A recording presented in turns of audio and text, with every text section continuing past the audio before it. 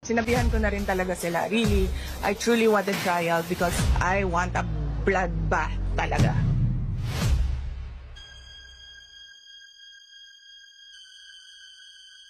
Bad shot yun sa akin. Unless she says sorry or whatever. Maybe she will, maybe she... Nakita ko siya ulit, di ba? Sabi ni Bob, behave. Sabi ko, wrong person, honey. Lisa Marcos, naalala mo? Nagpadala ka sa akin ng video?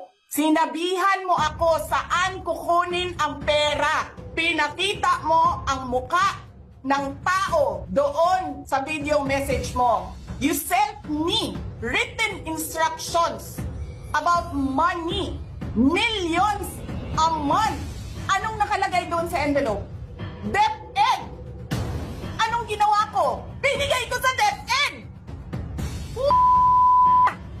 Wala ka ngang posisyon sa gobyerno. Namimigay ka ng pera ng gobyerno eh.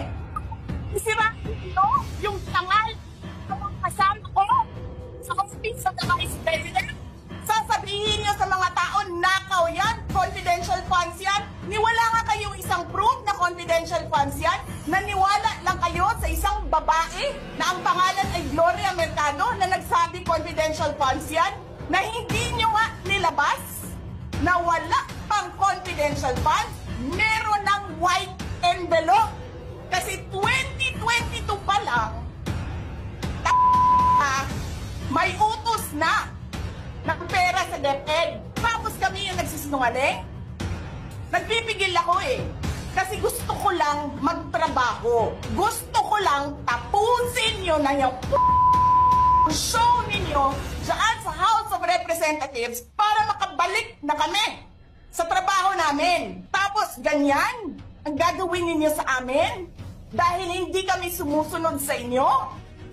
Dahil ayaw na namin tumulong sa inyo. Ganito gagawin ninyo. Presidente ka. May speaker ka na involved sa bribery ng Supreme Court justices. May video, may kaso, may witnesses. Hindi mo tinanggal yung speaker mo. Pinabayaan mo siya abusuhin ang pera ng bayan. Paikot-ikot sa buong bansa, namimigay ng pera na para bang kanya. Eh di ba nga, lagi niyo sinasabi separation of powers? Anong trabaho ng legislative branch? Gumawa ng batas. Anong ginagawa ni Martin Romualdez? Nagdidirect ng DSWD, namimigay ng ayuda,